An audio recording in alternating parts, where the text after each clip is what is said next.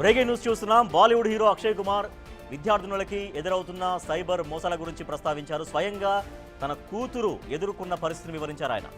కొన్ని నెలల క్రితం తన 13 ఏళ్ల కుమార్తె ఒక ఆన్లైన్ వీడియో గేమ్ ఆడుతున్నప్పుడు ఓ అపరిచిత వ్యక్తి ఆమెతో సంభాషణ ప్రారంభించాడు. మొదట్లో అవతలి వ్యక్తి థ్యాంక్ యూ, వెల్ ప్లేడ్ వంటి మర్యాదపూర్వక మెసేజ్లు పంపించాడు. కొంతసేపటికి నువ్వు అబ్బాయివా లేక అమ్మాయివా అని అడిగాడు. నా కుమార్తె అమ్మాయిని అని చెప్పగానే అతని సంభాషణ తీరు పూర్తిగా మారిపోయిందని అక్షయ్ కుమార్ చెప్పాడు.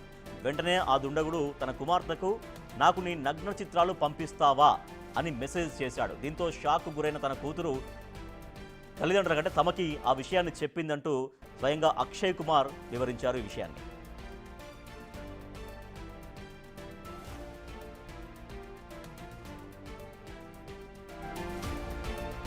ముంబైలో జరిగినటువంటి సైబర్ అవేర్నెస్ మంత్ కార్యక్రమంలో అక్షయ్ కుమార్ ఈ ఘటన వివరించాడు.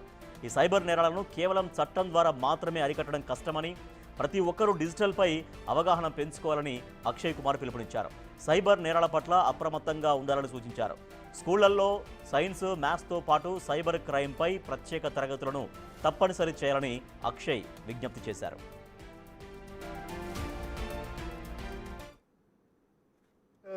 एक वीडियो गेम खेल रही थी और तो कुछ वीडियो गेम्स होते हैं जो आप किसी के साथ खेल सकते हो, कोई अननोन स्ट्रेंजर के साथ आप खेल रहे होते हो. आप जब खेल रहे होते हो तो वहां से कभी मैसेज आता है thank you, oh that was great, you are doing so good, अरे fantastic, very courteous message. And suddenly the person said from where are you, and she wrote Mumbai. And then suddenly अपने आप फिर normal चल रहा है सब कुछ, अरे वेल प्लेड, बहुत अच्छा किया, ये है, थैंक यू, बहुत कर्टियस. ऐसा लगा कि बहुत ही रिस्पेक्टेड कोई जो भी सामने.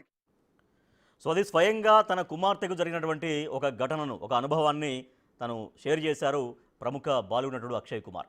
అంటే విద్యార్థులు ఎంత కేర్ఫుల్గా ఉండాలి, ఏదన్నా గేమ్ ఆడుతున్నప్పుడు, ఆన్లైన్ వీడియో గేమ్ ఆడుతున్నప్పుడు ఎటువంటి ఇబ్బందులు వస్తాయనేది తన కుమార్తెకు ఎదురైనటువంటి ఒక అనుభవం గురించి వివరించారు. ఒక సైబర్ నేరగాళ్ళు దానిలో ఎంటర్ అయ్యారు. అమ్మాయివా అబ్బాయివా అని తెలుసుకున్న తర్వాత అప్పటిదాకా మాట్లాడినటువంటి విధానం పక్కకి వెళ్ళి, అంటే మెల్లగా వెల్ ప్లేడ్ సంథింగ్ కొన్ని అటువంటి ఒక పాజిటివ్ మెసేజ్ పంపించిన తర్వాత అమ్మాయి అని తెలిసిన తర్వాత నేను నగ్న చిత్రాలు పంపిస్తావా అంటూ తన కుమార్తెను స్వయంగా అడిగినట్టు ఆ కుమార్తె వాళ్ళ దృష్టికి తీసుకొచ్చినట్టుగా చెప్తున్నాడు. సో కాబట్టి అమ్మాయిలందరూ కూడా చాలా అలర్ట్గా ఉండాలి అనేది కూడా చెప్తున్నారు అక్షయ్ కుమార్. ప్రస్తుతం మనతో లైవ్లో జాయిన్ అవుతున్నారు సీనియర్ సైకాలజిస్టు ఇంద్రవేణి గారు. ఇంద్రవేణి గారు నమస్తే అండి. నమస్తే అండి. ఎస్, ఇంద్రవేణి గారు, బాలీవుడ్ నటుడు అక్షయ్ కుమార్ తన కుమార్తెకు జరిగినటువంటి ఘటనను వివరించడంతో అంటే దేశవ్యాప్తంగా ఇటువంటి ఘటనలు ఎన్ని జరుగుతున్నాయనేది ఒక ఆందోళనకరంగా మనకు కనిపిస్తోంది. అంటే కొంతమంది చెప్తారు అమ్మాయిలు, కొంతమంది చెప్పక భయపడి వాళ్ళలో ఇబ్బంది పడతారు, లేకపోతే వాళ్ళు సైబర్ నేరగాళ్ళు ఏది అడిగితే అది చేయడానికి కూడా కొంత ఇబ్బందిగా ఆ రకంగా ముందుకెళ్ళేటువంటి ఆస్కారం ఉంటుంది. సో మీరేం చెప్తారు ఒక సైకాలజిస్ట్గా? అటువంటి అమ్మాయిలకి ఒక ఎటువంటి నేచర్తో ఉండాల్సిన అవసరం ఉంటుంది? ఏదైనా ఇష్యూ జరిగితే వెంటనే పేరెంట్స్కి చెప్పాల్సినటువంటి ఒక అదంతా కూడా ఎట్లా నేర్పించాల్సిన అవసరం ఉంటుంది పిల్లలకి? నమస్కారం అండి. నేను సీడాక్ నుంచి ఐఎస్ఏ అనే ప్రాజెక్ట్ ద్వారా మాట్లాడుతున్నాను. ఎస్. ఈ సైబర్ నేరగాళ్ళు చాలా రకాలుగా ఇప్పుడు మీరు చూసినట్లుగా చాలా తెలివిగా ప్రవర్తిస్తారండి. మనం చాలా జాగ్రత్తగా పిల్లలకి కానీ, ఈవెన్ పిల్లలే కాదు, ఈ రోజుల్లో పెద్దవాళ్ళు ఆడవాళ్ళు కూడా చాలా వరకు ఇలాంటి సైబర్ నేరాలకి చాలా బలవుతున్నారు. సో ఎప్పుడైనా సరే పిల్లలకి ఇలాంటిది ఎదురవగానే ఫస్ట్ పేరెంట్స్గా వాళ్ళు ముందు నుంచే గేమ్స్ ఆడడానికి మొబైల్ ఎప్పుడైతే ఇస్తారో, సిస్టమ్ ఇచ్చినా, మొబైల్ ఇచ్చినా ముందు నుంచే వాళ్ళకి తెలియజేయాలి. మొబైల్లో ఎప్పుడు కూడా నీకు తెలియనివి ఇన్స్టాల్ చేయొద్దు, ఎవరి తెలియని వాళ్ళతోటి నువ్వు ఎప్పుడు కూడా ఫ్రెండ్షిప్ చేయొద్దు. ఎవరైనా నిన్ను ఏదైనా అడిగినా, నీకు ఇబ్బంది కలిగేలా జరిగినా సరే ఇమ్మీడియట్గా నువ్వు మాకు చెప్పు అనేది పిల్లలకి మనం మొదటి నుంచి ఎప్పటికప్పుడు చెప్తూ ఉండాలండి. అదేంటంటే వాళ్ళకు ఒక ధైర్యాన్ని ఇస్తుంది అనమాట. ఓకే, నాతో నా పేరెంట్స్ ఉన్నారు, నేను ఎప్పుడు ఏమన్నా పొరపాటు చేసినా నన్ను కేకలేయడం కంటే ముందు నాకు సపోర్ట్ చేస్తారు అనే ఒక మెంటల్ ధైర్యాన్ని కూడా పిల్లలకి ఇస్తూ ఉండాలి పేరెంట్స్. ఫోన్ ఇచ్చేసి వాళ్ళు ఏదో ఆడుకుంటున్నారు కదా, ఓకే నేను ఇప్పుడు నా పర్సనల్ యాక్టివిటీస్ చేసుకుంటాను, నా వర్క్ చేసుకుంటానని పేరెంట్స్ అలా ఉంటే కనుక అది వేరే విధంగా దారితీస్తుంది. ఒక్కొక్కసారి పిల్లలు ఏం జరుగుతుందో చెప్తే అమ్మ కేకలేస్తుందేమో, అమ్మ ఆడొద్దని చెప్పింది, నాన్న ఆడొద్దని చెప్పారు, కానీ నేను ఏం ఆడుతున్నాను, కేకలేస్తారేమో అని ఇలాంటి భయంలోకి వెళ్లకుండా ముందు నుంచే పేరెంట్స్ వాళ్ళకి ట్రీట్ చేస్తూ జాగ్రత్తగా చూసుకోవాలండి. అంటే ముందు లేకపోతే ఇటువంటి దట్ కండిషన్స్‌లో ఇస్ ముందు ఏదో అప్రిషియేషన్ చేసినట్టుగా కొన్ని వర్డ్స్ చెప్పిన తర్వాత జనరల్‌గా కొంత కాంప్లిమెంట్స్ ఇవ్వడం అట్లా కూడా కొంత కరెక్టే. ఫ్లాటరింగ్‌కి కూడా గురయ్యేటువంటి ఏజ్ గ్రూప్ కొంత ఉంటుంది. సో వాళ్ళు అదేనండి. ఆ! సో, ఈ వాళ్ళకేంటంటే ఇప్పుడు మనం చిన్నప్పటి నుంచి చూస్తే గనక మామూలుగా ఈ ఇంటర్నెట్‌లు అది రాకముందు బయటకి వెళ్తే ఎవరిని కలవద్దమ్మా, ఎవరితోటి మాట్లాడొద్దని మనం జాగ్రత్తలు చెప్తూ ఉండేవాళ్ళమి. అవును. ఇప్పుడు ఈ మొబైల్, ఇంటర్నెట్ వచ్చిన తర్వాత ఏంటంటే అవే జాగ్రత్తలు మనం ఈ సైబర్ ప్రపంచంలోనే ఏం జరుగుతుందనేది మనం వాళ్ళకి ముందుగా అవగాహన ఇవ్వాలి. ఒకటేంటంటే స్కూల్స్‌లో వాటిల్లో కంప్యూటర్లు వాడటము, ఇంటర్నెట్ వాడటం ద్వారా చాలా నేర్చుకోవచ్చనేది తెలుస్తుంది. అలా ప్రోస్‌తో పాటు కాన్స్ కూడా ఉన్నాయి. నెగెటివ్స్ కూడా ఉన్నాయి ఇంటర్నెట్‌లో అనేది కూడా తెలియజేయాల్సిన బాధ్యత పేరెంట్స్‌కి ఉంది, టీచర్స్‌కి కూడా ఉంది. ఎందుకంటే ఇది మనకి తెలియని ఒక ప్రపంచం. ఏం జరుగుతుందో అవతల తెలియనిది. కాబట్టి ఆ బాధ్యత మనం పేరెంట్స్‌గా ముందే తీసుకొని అవతల వాళ్ళు పొగుడుతున్నా సరే నువ్వు నమ్మకూడదు అనేది మనం ముందు నుంచే వాళ్ళ బ్రెయిన్‌లోని రూట్స్‌లోకి అది పెట్టాలి మనం ఇప్పుడే. హ్మ్. సో, జనరల్‌గా ఎటువంటి ఏజ్ గ్రూప్స్ వాళ్ళు ఎక్కువగా వీటికి అట్రాక్ట్ అంటే కొంతమంది ఇప్పుడు అక్షయ్ కుమార్ చెప్పినట్టుగా 13 ఇయర్స్ పాప వాళ్ళ పాప. కరెక్ట్. సో, ఆమె అవునండి. చెప్పగలిగింది.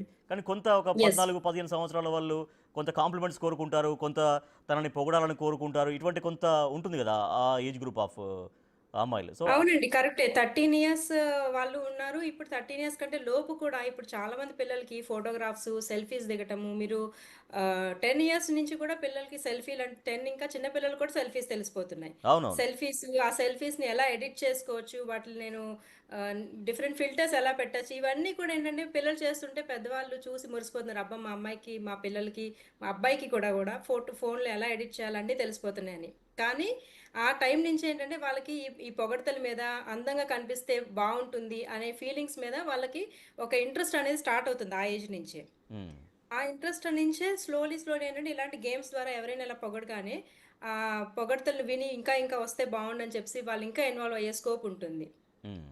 సో, ఇది ఏజ్ మనం 13 ఇయర్స్ అనే చెప్పుకోలేమండి. ఈరోజు మీరు చూస్తే నేను చూసాను సెకండ్ క్లాస్, థర్డ్ క్లాస్ పిల్లలకి కూడా ఏఐ టెక్నాలజీ గురించి, సైబర్ సిస్టమ్స్ ఎలా వాడాలి, ఈ పిక్చర్స్‌ని ఎలా ఎడిట్ చేయాలి, ఇలాంటివి చెప్తున్నారు. ఇది మంచిదే. ముందుకి పిల్లలకి ముందు నుంచే టెక్నాలజీస్ చెప్పడం అనేది మంచిదే. కానీ దాని ఎప్పటికప్పుడు దాని ప్రోస్ అండ్ కాన్స్ కూడా చెప్తూ ఉంటూ వాళ్ళకి మైండ్‌లోకి ఇన్ఫార్మ్ చేస్తూ ఉండాలి. ఎందుకంటే 13 years is a very matured state ఆమె చెప్పగలిగింది. కానీ ఇంకా చిన్న వయసులోని పిల్లలకి అంత అవగాహన తెలియకపోవచ్చు. ఎవరైనా అడిగిన వెంటనే అమ్మా, నాన్న చూడకుండా ఫోటో తీసి పంపించే స్కోప్ ఉంది. హ్మ్. అది కంప్లీట్‌లీ పేరెంట్స్ బాధ్యతేనండి. పిల్లలకి ఫోన్ ఇచ్చినప్పుడు వాళ్ళు ఎంతసేపు వాడుతున్నారు, ఏం చేస్తున్నారు అనేది ఖచ్చితంగా కనిపెట్టుకుంటూ ఉండాలి. వాళ్ళకి అంటే చెప్తూ ఇప్పుడు ఉండాలి పిల్లలకి ఒక రెగ్యులర్‌గా. టీనేజ్ గ్రూప్ వాళ్ళకి తొందరగా ఫేమ్ అవ్వాలి. ఇప్పుడు సోషల్ మీడియా ప్లాట్‌ఫార్మ్స్ చాలా ఉన్నాయి. అవును. అది వీడియోస్ కావచ్చు, అవునండి. తర్వాత రకరకాల ప్లాట్‌ఫార్మ్ ఉన్నాయి కాబట్టి, దాంట్లో కామెంట్స్ చూసుకోవడం, మురిసిపోవడం, లైక్‌లు ఎన్ని వచ్చినాయో చూసుకోవడం, మురిసిపోవడం ఇదనేది కొంచెం టీనేజ్ వాళ్ళని ఎక్కువగా ఎఫెక్ట్ చూపిస్తుంది. సో, అట్రాక్ట్ ఇది చేస్తుంది. అవును. యెస్. ఇది చాలా జాగ్రత్తగా ఎట్లా మానిటరింగ్ చేయాలి ఇంట్లో పేరెంట్స్ మెయిన్‌గా అటువంటి వెదర్ ఎట్లా కల్పించాలి? అంటే ముందు నుంచే ఒక కౌన్సెలింగ్ తరహా లైకులు రాగానే ఏదో అయిపోదు, లేకపోతే కామెంట్స్ రాగానే ఏదో అయిపోదు అన్నటువంటి ఆ స్థాయిలో ఎటువంటి కౌన్సెలింగ్ జరుగుతుండాలి రెగ్యులర్‌గా? ఇంద్రవేణి గారు. సే రెగ్యులర్‌గా ఈ ఈ ఎవరైతే మనల్ని పొగుడుతూ ఉంటారో అవి నిజం కాదు. నిన్ను పొగిడేవాళ్ళు, నీకు ఇష్టపడేవాళ్ళు, నీతో పాటు ఉన్న వాళ్ళనే నువ్వు నమ్మాలి అంటూ బిగినింగ్ నుంచే వాళ్ళకి కౌన్సెలింగ్ ఇస్తూ, రెగ్యులర్‌గా ఈ జరుగుతున్న న్యూస్‌లు కూడా వాళ్ళకి తెలియజేయాలి. టీవీల్లో వాటిల్లోని రియల్ ఎన్విరాన్మెంట్స్‌లోని ఎలాంటి కేసులు అవుతున్నాయనేది కూడా వాళ్ళకి తెలియజేస్తూ, వాళ్ళకి ఆ భయం అంటే సిస్టమ్ వాడుతూ ఒక ధైర్యం ఉంటుంది. అట్ ద సేమ్ టైమ్ ఇది నేనిలా అప్‌లోడ్ చేస్తే దీనివల్ల నా ఫ్యూచర్ ఇలా అవుతది అనే భయం కూడా వాళ్ళకి తెలియజేస్తూ ఉండాలి ఎప్పటికప్పుడు. హ్మ్. బేసికల్‌గా ఈ పిల్లలేం చేస్తారంటే ఫోన్స్ వాడుతూ పోనీలే నార్మల్ ఫోటోనే కదా! నార్మల్ ఫోటో నేను ఫోటో తీసేసి పంపించిన ఏమవుతుందిలే. ఈ ఫోటో నాకు మిగతా వాటిలో కూడా ఉంది అని అనుకుంటారు. కానీ that is where the things start in the very beginning. ఇప్పుడు మనం మార్నింగ్ అక్షయ్ కుమార్ గారిది మీరు ఇందాక డిస్కస్ చేసిన దాంట్లో కూడా ఫస్ట్ మనల్ని చాలా బాగా పొగిడి స్టార్ట్ చేస్తారు. సో, ఈ పొగడ్తలనేవి నిజం కాదు అనేది మనం వాళ్ళకి ఎలా ముందు నుంచి ఎక్స్‌ప్లెయిన్ చేస్తూ, ఈ టీవీలో, ఫోన్స్‌లోని, మొబైల్స్‌లోని వచ్చే వాళ్ళందరూ కూడా ప్రిడేటర్స్. మనకు తెలియని స్ట్రేంజర్స్. స్ట్రేంజర్స్ ఎప్పుడు ఏది చెప్పినా సరే అది నమ్మేది కాదు. వాళ్ళు నిన్ను చూడలేదు. చూడకుండా నిన్నెలా చెప్తారు? నీ గురించి ఏమీ తెలీదు. నీ గురించి అంతా తెలిసిన వాళ్ళు కూడా మనకి ఎప్పటికప్పుడు గైడ్ చేస్తున్నప్పుడు, తెలియని వాళ్ళు నిన్నెలా పొగుడుతారు? అది నిజం కాదు అనేది వాళ్ళ బ్రెయిన్‌లో ముందు నుంచే ఫీడ్ చేస్తూ రెగ్యులర్‌గా ఉండాలండి. రైట్. ఇంకోటి ఇంద్రవేణి అందరూ గారు అంటే కాంటాక్ట్ ఇంట్లో కంటే ఎక్కువగా పిల్లలు స్కూల్‌లో ఎక్కువ సమయం గడుపుతుంటారు. సో, మార్నింగ్ నుంచి అవునండి. ఈవినింగ్ దాకా స్కూల్ గాని, కాలేజ్ గాని ఎక్కువ సమయం పేరెంట్స్ కంటే ఎక్కువ స్కూల్‌లలో, కాలేజీలో ఉంటారు. సో అక్కడ ఎటువంటి దీనికి సంబంధించి ఎంత గైడెన్స్ దొరకాలి? కేవలం సబ్జెక్ట్ సైన్స్ మ్యాథ్స్ ఇవి కాకుండా వీటి గురించి ఎట్లా వివరించాలి? సో అది కూడా లేదండి. ఇవాళ అక్షయ్ కుమార్ అది కూడా స్కూల్స్‌లో మాట్లాడతా కరెక్ట్. కంక్లూడింగ్ చెప్పండి. స్కూల్స్‌లోని వీటిలోని మనకి మ్యాథమెటిక్స్, సైన్స్, ఫిజిక్స్ ఎంత ఇంపార్టెంటో సైబర్ సెక్యూరిటీ అనేది అంతే ఇంపార్టెంట్ అండి. అందుకనే మేము ఈ ఐఎస్ఈ అనే ప్రోగ్రామ్ ద్వారా ఏంటంటే చాలా సీబీఎస్ఈ స్కూల్ సిలబస్‌లో ఇంకా వేరే స్కూల్ సిలబస్‌లో చాలా సైబర్ సెక్యూరిటీ అవేర్‌నెస్ మెటీరియల్స్ అనేది వాళ్ళ సబ్జెక్ట్‌లో కూడా ఇంక్లూడ్ చేయడానికి ట్రై చేశాము. స్కూల్స్ కూడా ఇప్పుడు చెప్తూ ఉన్నాయి. అది ఉండాలి. వాళ్ళకి సైబర్ సెక్యూరిటీ అవేర్‌నెస్ తెలియజేయాలి. ఇంటర్నెట్‌లో ఎలాంటి అటాక్స్ అవుతున్నాయి, వాటి గురించి వీళ్ళు ఎలాంటి ప్రొటెక్షన్ తీసుకోవాలి, టిప్స్ ఎలాంటివి ఉండాలనేది రెగ్యులర్‌గా చేస్తూ ఉండటం అనేది ఎంతో ముఖ్యం. అండ్ స్కూల్‌లో టీచర్స్ కూడా ఏంటంటే వాళ్ళని మానిటర్ చేస్తుండాలి. వాళ్ళకి ఫోన్స్ అలౌ చేయకూడదు అనేది స్కూల్‌లో రూల్ ఉండాలి డెఫినెట్‌లీ. అలౌ చేస్తే ఏదైనా పరంగా అది ఎలాంటి ఎన్విరాన్మెంట్స్‌లో వాడాలి, స్కూల్‌లో టీచర్స్‌కి కనబడేలాగా, ఇళ్లల్లో వాడినప్పుడు కూడా పిల్లలు వాడుతున్నప్పుడు కనబడేలాగా ఇవన్నీ ప్రికాషన్స్ తీసుకుంటూ స్కూల్స్‌లోని తప్పనిసరిగా సైబర్ సెక్యూరిటీ అవేర్‌నెస్ అవగాహన అనేది జరుగుతూనే ఉండాలి. అండ్ మేము కూడా ISER ministry of electronics and information technology తరపు నుంచి కూడా చాలా సైబర్ సెక్యూరిటీ అవేర్‌నెస్ స్కూల్స్‌లో కండక్ట్ చేశాము. ఆ స్కూల్స్‌లో చేసినప్పుడు చాలామంది పిల్లలు రైట్. వాళ్ళకొచ్చిన క్వెషన్స్ వింటుంటే కూడా అర్థమవుతుంది. వాళ్ళు ఎంతగా సిస్టమ్స్ వాడుతున్నారనేది. సో, అక్కడి నుంచి మనం ఈ రూట్స్ నుంచి వాళ్ళకి ప్రోస్ అండ్ కాన్స్ చెప్తూ జాగ్రత్తగా కంప్యూటర్స్ వాడటం, జాగ్రత్తగా గేమ్స్ ఆడటం అనేది నేర్పిస్తూ ఉండాలండి రెగ్యులర్‌గా. Right. Yes, thank you so much Indraveni గారు. ఎస్, ఇవాళ బాలీవుడ్ నటుడు అక్షయ్ కుమార్ చెప్పినటువంటి ఒక మాట మొత్తం అందరినీ కూడా ఆలోచింపజేస్తోంది. తన కుమార్తెకు ఎదురైనటువంటి అనుభవాన్ని ఆయన వివరించారు. సైబర్ క్రైమ్ వాళ్ళు ఎట్లా ఎంటర్ అయ్యారు, ముందు ఒక గుడ్ కాంప్లిమెంట్స్ ఇచ్చి తర్వాత వ్యక్తిగతంగా కొన్ని ఫోటోలు కొన్ని వీడియోలు నగ్నంగా ఉండే వీడియోలు పంపమని తన అమ్మాయికి తన కుమార్తెకే ఇటువంటి అనుభవం ఎదురైంది కాబట్టి అందరూ కూడా జాగ్రత్తగా ఉండాలి.